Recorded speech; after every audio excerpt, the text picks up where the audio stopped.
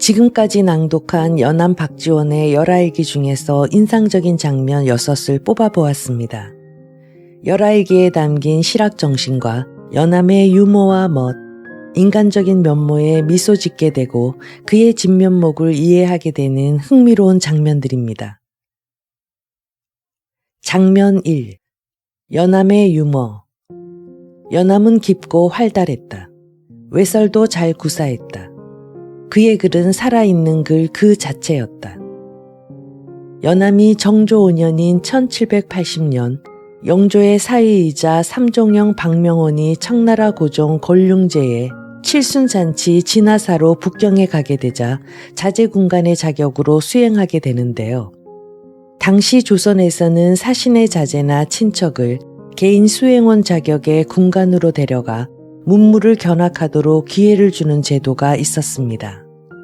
연암 박지원과 환상의 콤비로 깨알 재미를 선사하는 정진사 역시 부사 정원씨의 자제군간이었죠. 정진사와 주고받는 티키타카 대화는 열아일기를 읽는 또 하나의 묘미입니다.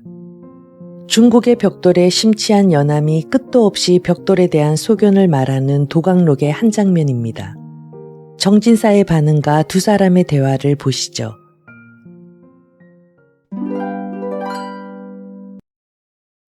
마침 때가 한낮이라 불볕이 내리쬐어서 숨이 막혀 더 오래 머물 수 없으므로 드디어 길을 떠났다. 정진사와 함께 앞서거니 뒤서거니 가다가 나는 정진사에게 물었다. 그 성싸한 방식이 어떠한가? 벽돌이 돌만 못한 것 같아 하고 답한다. 나는 말한다. 자네가 모르는 말일세. 우리나라의 성곽제도는 벽돌을 쓰지 않고 돌을 쓰는 것은 대저 벽돌로 말하면 한 개의 네모진 틀에서 박아내면 만 개의 벽돌이 똑같을 것이니 다시 깎고 다듬는 공력을 허비하지 않을 것이요. 아궁이 하나만 구워놓으면 만 개의 벽돌을 제자리에서 얻을 수 있으니 일부러 사람을 모아서 나르고 어쩌고 할 수고도 없을 게 아닌가. 다들 고르고 반듯하여 힘을 덜고도 공이 배나 되며 나르기 가볍고 쌓기 쉬운 것이 벽돌만한 것이 없네. 이제 돌로 말하자면 산에서 쪼개어낼 때 몇 명의 석수가 들어야 하며 수레로 운반할 때 몇 명의 인부를 써야 하며 이미 날라다 놓은 뒤에 또 몇 명의 손이 가야 깎고 다듬을 수 있으며 다듬어내는 데까지 또 며칠을 허비해야 할 것이요. 쌓을 때도 돌 하나하나를 놓기에 몇 명의 인부가 들어야 하며 이리하여 언덕을 깎아내고 돌을 입히니 이야말로 흙의 살에 돌옷을 입혀놓은 것이어서 겉으로 보기에는 뻔질하나 속은 실로 고르지 못한 법일세. 돌은 워낙 들쭉날쭉하여 고르지 못한 것이기에 조약돌로 그 궁둥이와 발등을 괴며 언덕과 송가의 사이는 자갈의 진흙을 섞어서 채우므로 장마를 한번 치르고 나면 속이 텅 비고 배가 불러져서 돌 한 개가 튀어나 빠질 경우 그 나머지는 모두 저절로 무너질 것은 너무도 당연한 이치요. 또 석회의 성질이 벽돌에는 잘 붙지만 돌에는 붙지 않는 것일세. 내 일찍이 차수와 더불어 성제를 논할 때에 어떤 이가 말하기를 벽돌이 굳다 한들 어찌 돌을 당할까 보냐 하자 차수가 소리를 버럭 지르며 벽돌이 돌보다 낫다는 게 어찌 벽돌 하나와 돌 하나를 두고 한 말이요 하더군 그래. 이는 가히 움직일 수 없는 철칙일세. 벽돌 한 장의 단단함이야 돌에다 비할 수 없겠지만은 돌 한 개의 단단함이 또한 벽돌 만 개의 단단함을 당하지 못할 것이니 이로써 본다면 벽돌과 돌 중 어느 것이 이롭고 해로우며 편리하고 불편한가를 쉽사리 알 수 있겠지. 정진사는 방금 말등에서 꼬부라져 거의 떨어질 것 같아. 그는 잠든 지 오래된 모양이다. 내가 부채로 그의 옆구리를 쿡 찌르며 어른이 말씀하시는데 웬 잠을 자고 듣지 않아 하고 큰 소리로 꾸짖으니 정진사가 웃으며 네 벌써 다 들었네. 벽돌은 돌만 못하고 돌은 잠만 못하느니 라고 말한다. 나는 화가 나서 때리는 신용을 하고 함께 한바탕 크게 웃었다. 장면 2. 연암의 똥예찬. 기와 조각이나 똥무더기가 모두 장관이다. 다음 장면에서 하찮고 더러운 똥에 대한 연암의 관심을 보시죠. 일신수필에 수록되어 있는 이 장면을 보면 그가 얼마나 꼼꼼하게 청나라 문물을 관찰하고 취재했는지 알 수 있습니다.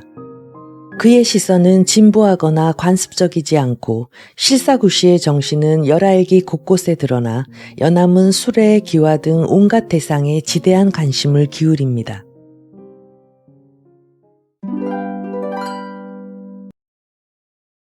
우리나라 선비들이 연경에서 돌아온 이를 처음 만날 때면 반드시 이렇게 묻는다. 자네 이번 여행에서 가장 볼만한 것이 뭐였나? 어디 추려서 얘기나 해보게.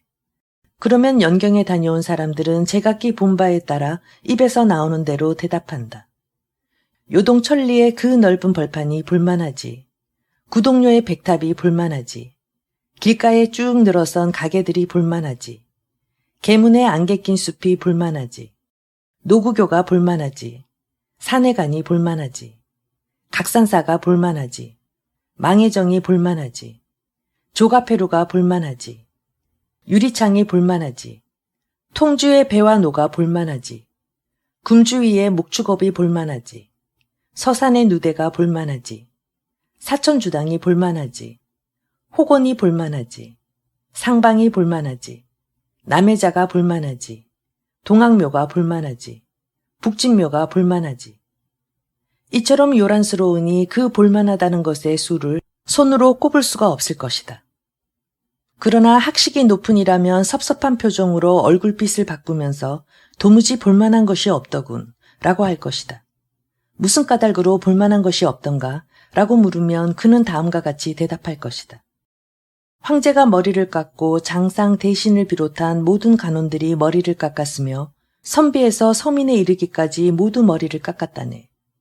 비록 그 공덕이 은이나 주와 다름이 없고 부강하기가 진과 하늘 넘어선다 한들 땅 위의 백성이 생겨난 이후 아직껏 머리 깎은 천자는 없었지. 그리고 비록 육농기나 이강지와 같은 학문이 있고 위희, 왕안, 왕사진 같은 문장이 있고 고연무나 주의준의 박식함이 있다 한들 한 번 머리를 깎으면 곧 오랑캐요. 오랑캐면 곧 개나 양따이이니 우리가 그들 개나 양따이에게서 볼만한 것이 무엇이 있겠나. 이것은 곧 으뜸가는 의리라 할 수 있으니 말하는 이도 가라앉은 목소리로 무게를 잡을 것이며 주위에서 듣는 이들은 숙연해질 것이다. 그리고 학식이 중간쯤 되는 이는 다음과 같이 말할 것이다. 그들의 성곽은 만리장성의 찌꺼기요 건물은 아방궁의 유산이다. 선비나 서민들은 위나라 진나라의 천박한 아름다움을 숭상하고 풍속은 대업, 천보대의 사치함을 조추려 하지. 중국이 더러워지고 산천이 피비린내 나는 고장으로 변하여 성인들의 자치는 사라지고 말투조차 야만족의 것을 따르게 되었으니 무슨 볼만한 것이 있으리. 10만의 군사만 얻을 수 있다면 당장이라도 관을 넘어 중원을 쓸어버릴 것이니 그 이후라야 비로소 볼만한 것을 논할 수 있을 것일세. 천하를 위하는 것은 진실로 백성에게 이롭고 나라에 도움이 될 수 있다면 비록 그 법이 오랑캐에게서 나온 것일지라도 취하여 본받아야 한다.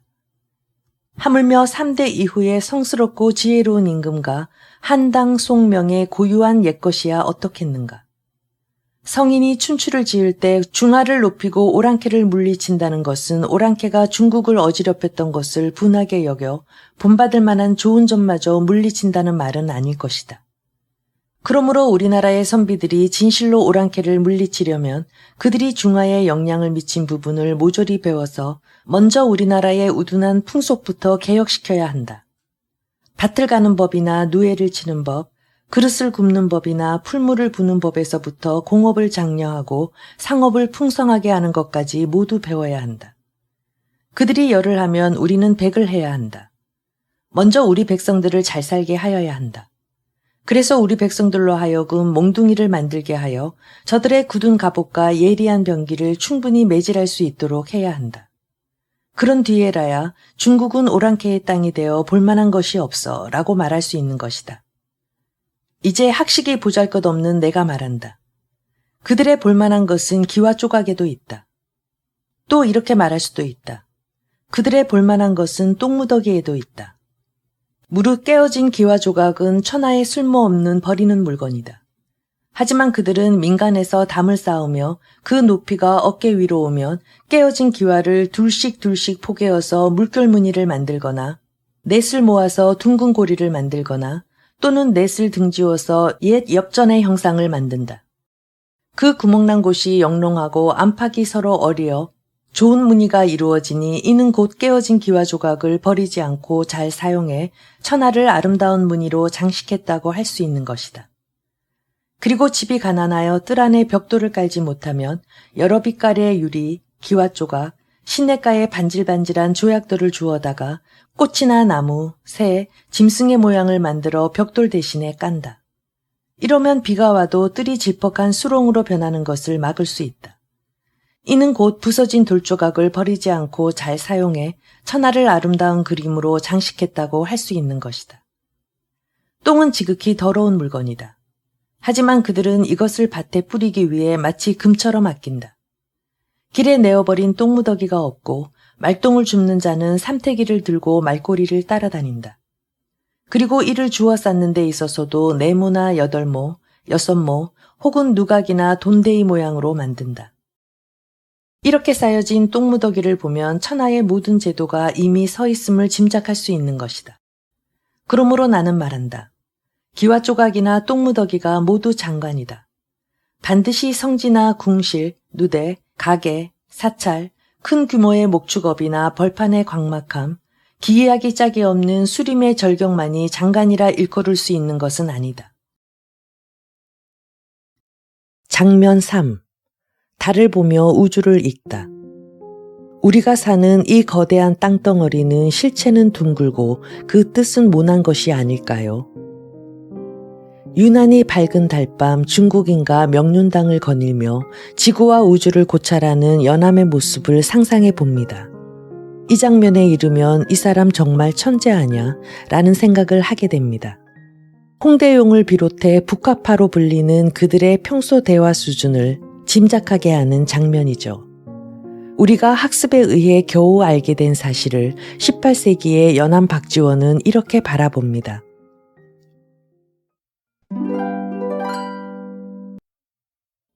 이날 밤 달빛이 유난히 밝았다.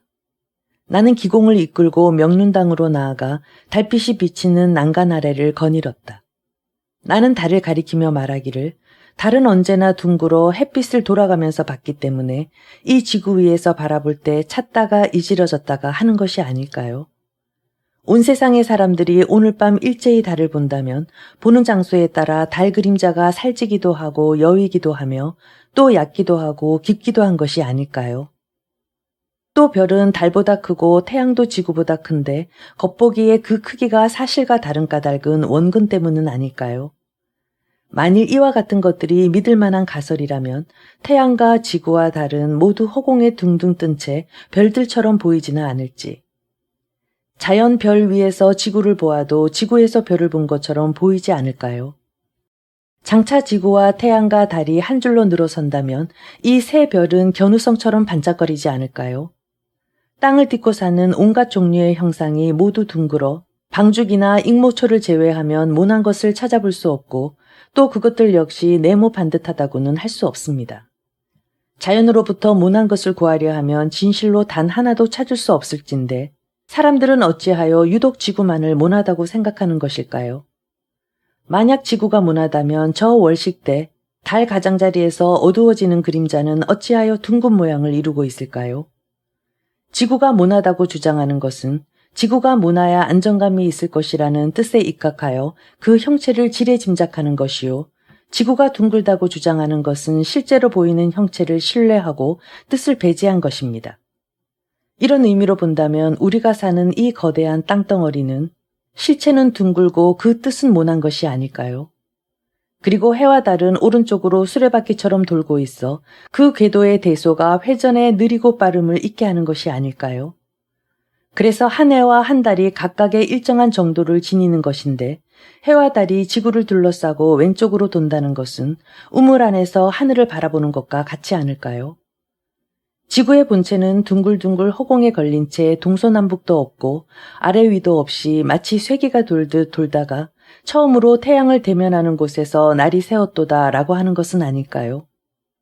지구가 더욱 회전하여 처음 위치로부터 점차 떨어지고 멀어지면 낮이 되고 오후가 될 것이니 이것이 바로 주야가 아닐까요? 비유를 하자면 창구멍으로 햇살이 스며들어 콩알만하게 비칠 때 그 빛이 비치는 창 아래에 맷돌을 놓고 먹으로써 빛의 위치를 표시합니다.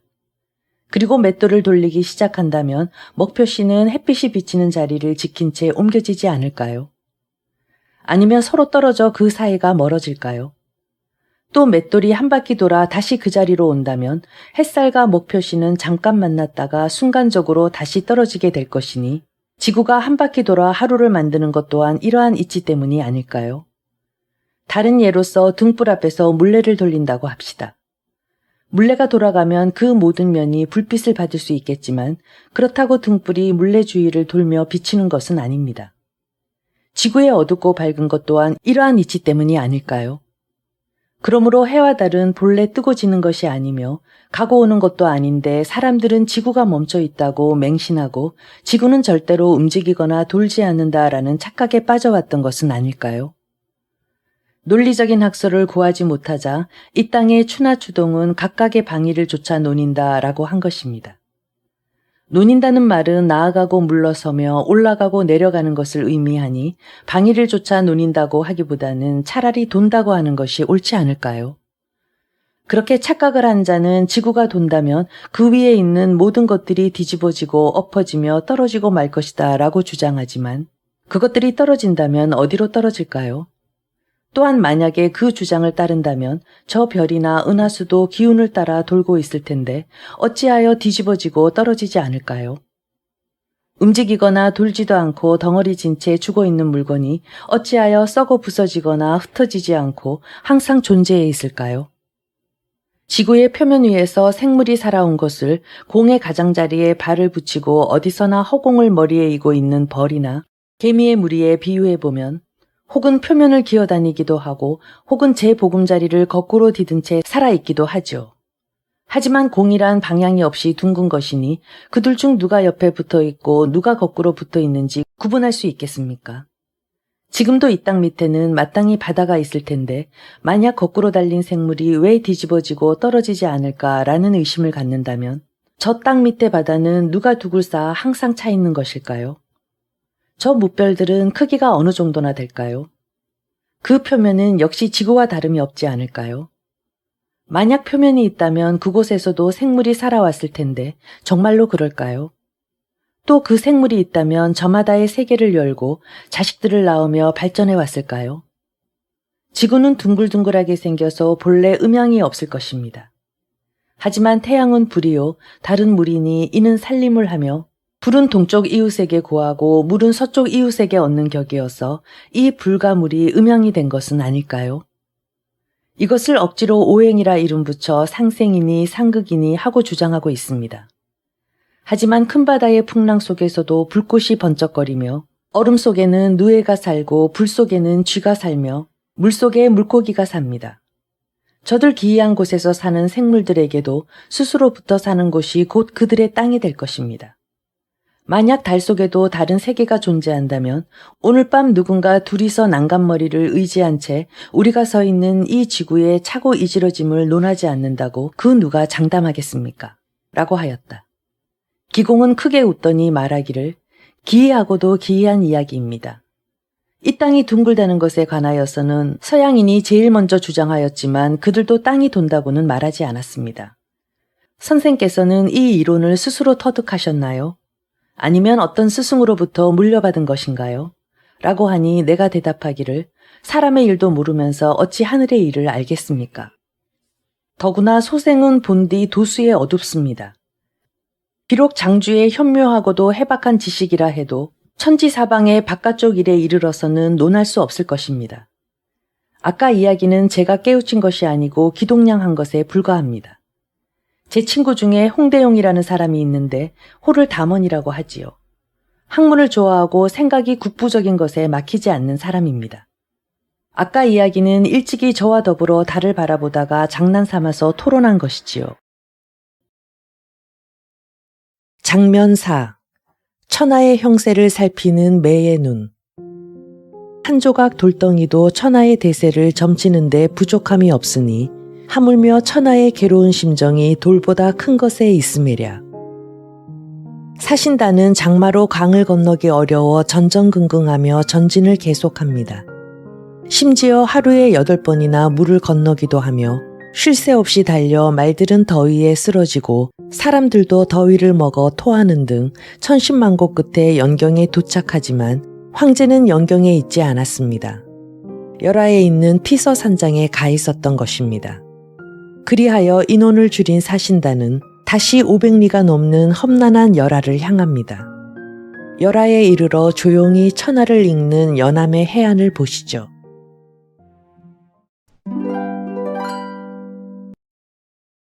남의 나라에 들어가는 사람들은 흔히 말하기를 나는 적국의 사정을 잘 엿보지 라고 하거나 혹은 나는 그 풍습을 잘 살피지 라고 한다. 나는 절대로 그러한 말들을 믿지 않는다. 남의 나라에 들어가서 어찌 길거리에서 사람을 붙들고 대뜸 무엇을 물어볼 수 있다는 말인가. 이것이 첫 번째로 안 믿는 이유이다. 말이 서로 다르기 때문에 그 둘 사이에는 의사가 통할 리 없으니 이것이 두 번째로 안 믿는 이유이다. 나라 안과 나라 밖이 서로 달라 스스로 행적을 드러내는 혐의를 입을 터이니 이것이 세 번째로 안 믿는 이유이다. 말이 겉돌면 그 실정을 알 수 없고 깊이 파고들면 그들이 꺼리는 것을 건드리게 될 것이니 이것이 네 번째로 안 믿는 이유이다. 묻지 않을 것을 물으면 정탐하는 듯한 행동이 되니 이것이 다섯 번째로 안 믿는 이유이다. 합당한 지위에 있지 않으면 바로잡기를 꾀하지 않는 것이 우리나라의 도리인데 하물며 남의 나라에서는 어떠하겠는가.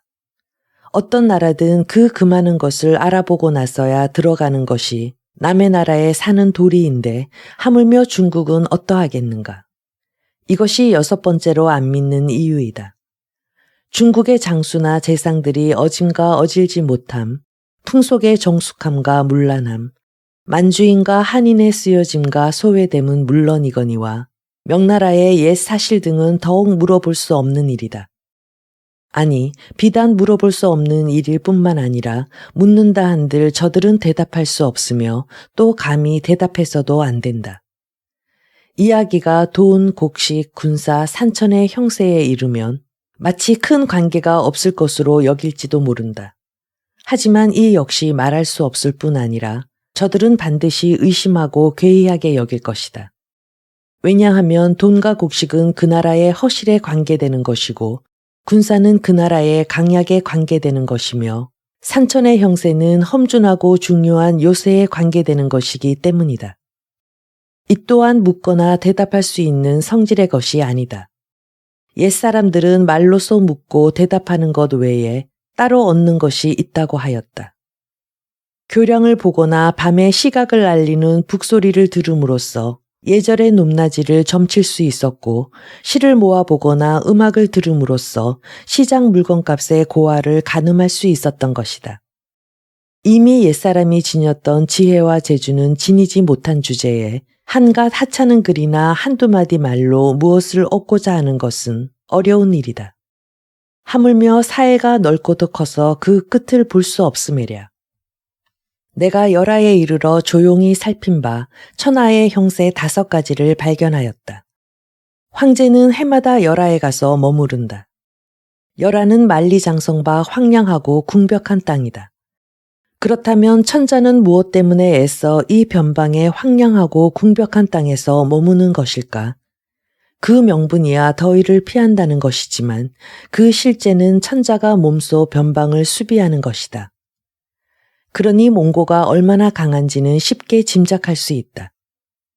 황제가 서번에 승왕을 맞아다가 스승으로 삼고 황금으로 정각을 세워 그를 거처하게 하였다. 천자는 무엇 때문에 이처럼 애써서 분에 넘치는 대접을 하는 것일까? 그 명분이야 스승에 대한 예법이지만 그 실제는 서번의 지도자를 황금정각 안에 가둬두고 하루라도 나라가 무사하기를 기원하는 것이다. 그러니 서번이 몽고보다 더 강하다는 것을 알 수 있다. 위의 2가지 일은 황제의 마음속에 이미 큰 고통인 것이다. 여기 사람들의 글은 비록 대단치 않고 몇 줄 안 되는 편지라 하더라도 반드시 역대 황제의 공덕을 과장하고 지금 황제의 은혜에 감격하는 말을 늘어놓는다. 이런 것들은 거의가 한인의 글이다. 이는 대체로 그들이 중국의 유민임을 자처한 탓에 항상 만주족에게 화를 당하지나 않을까 근심하고 혐의를 입지 않을까 경계하는 것이다. 그래서 그들은 입만 벌리면 황제를 칭송하고 분만 들면 황제에게 아첨하며 스스로 지금 세상과 어긋나지 않음을 내보이려 하는 것이다. 그러니 한인의 마음 또한 괴로운 것이다. 여기 사람들과 더불어 이야기를 해보면 비록 대수롭지 않은 대화라 하더라도 이야기를 마친 다음에는 곧 태워 한 조각의 글도 남겨놓지 않는다. 이는 비단 한인만 그런 것이 아니다. 만주인은 더욱 심하다. 만주인은 거의 다 관직이 있어 황제의 측근으로 있는 탓에 법령이 엄하고 가혹함을 더욱 잘 알기 때문이다. 그러니 한인의 마음만 괴로운 것이 아니라 중국을 법으로 금하며 통치하는 만주인의 마음 또한 괴로운 것이다. 가게에서 파는 벼루 하나의 값이 100냥을 넘지 않는 것이 없다. 오호라. 천하에 별난이 있으면 주옥이 땅바닥에 굴러도 주워 갖는 자가 없고 천하가 태평하면 기와나 벽돌이 땅속에 묻혀 있어도 기어코 캐내고야 만다. 부유하고 귀한 사람은 주옥을 예사로 지니고 보여주겠지만 가난하고 천한 사람은 눈을 부릅뜨고 거두어 감출 것이다. 담백하게 감상하는 사람은 우연히 한번 문질러 보겠지만 어리석고 둔한 사람은 발이 부르트도록 분주히 찾아다닌다. 그들은 밥 갈다가 쟁기에 걸려 나온 것, 낚시질하다 낚싯대에 걸려 올라온 것, 심지어 시체 썩는 냄새가 밴 것까지도 가리지 않고 천하의 보배로 여긴다. 그러니 천하의 보배를 감상하는 마음 또한 괴로운 것이다. 그렇다면 한 조각 돌덩이도 천하의 대세를 점치는 데 부족함이 없으니 하물며 천하의 괴로운 심정이 돌보다 큰 것에 있음이랴. 장면 5. 연암의 멋과 우수. 달빛이 이리 밝은데 어찌 한 잔 마시지 않으리요. 열하일기에서는 달이 밝은 밤이었다라는 표현이 여러 번 나오는데요. 그 밝은 달밤 이국에서 제 그림자를 밟으며 논이는 연암의 모습이 잊혀지지 않습니다. 또 열하일기 곳곳에 연암의 술사랑이 나타나죠. 입신양명이 삶의 목표였던 그 시대에 연암은 권력으로부터 스스로 벗어난 방해자였습니다.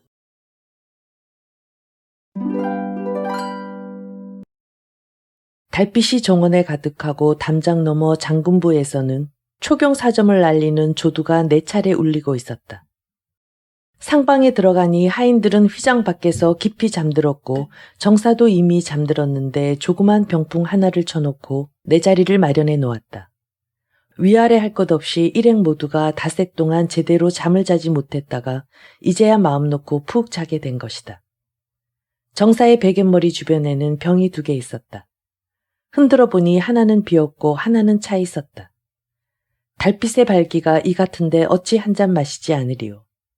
드디어 한 잔 가득히 부어 마시고 촛불을 끄고 밖으로 나섰다. 홀로 뜰 가운데 서서 밝은 달을 바라보고 있자니 담장 밖에서 할할 하는 소리가 들렸다. 장군부 낙타의 울음소리였다.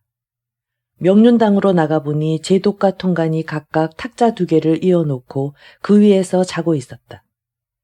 그들이 아무리 오랑캐임을 감안하더라도 무식하기가 너무도 심했으니 침대로 삼은 탁자는 옛 성인들이나 제사를 올리는 탁자인데 어찌 감히 걸상으로 쓰며 어찌 감히 누워 잘 수 있단 말인가. 탁자는 모두 붉은 칠을 하였는데 100여 개는 되었다.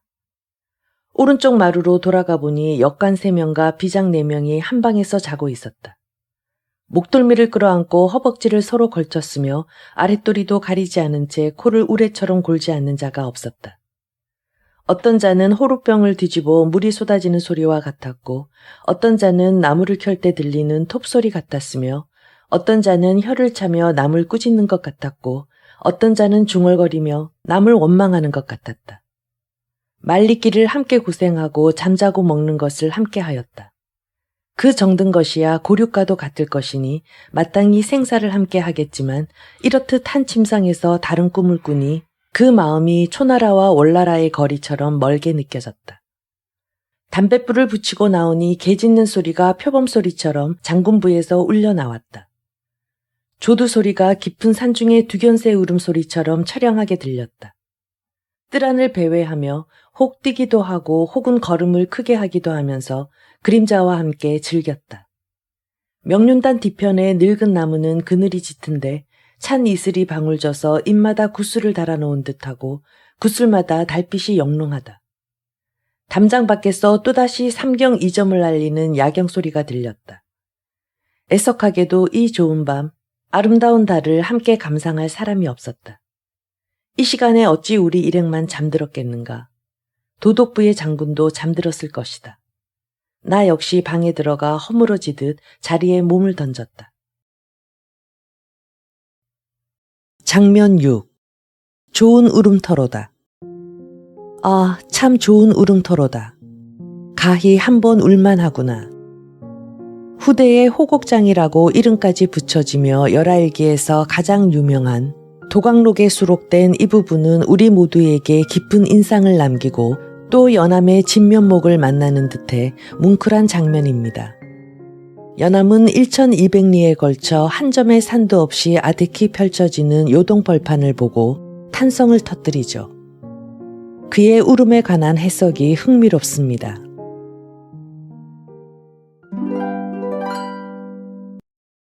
정사와 한가마를 타고 삼류하를 건너서 냉정에서 아침밥을 먹었다.